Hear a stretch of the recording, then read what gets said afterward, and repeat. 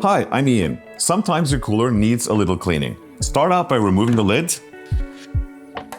Remove the strap or the handle.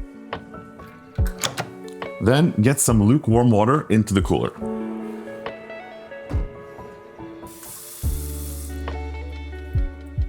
You can use some regular dishwashing detergent. You can use a scrub or a brush and get rid of the stubborn stuff.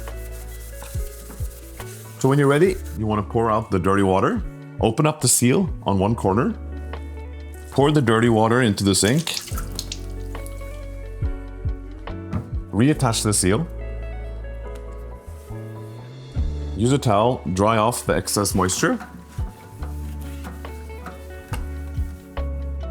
And to dry it out completely, you can reattach the lid and then flip down the latch to let it air out.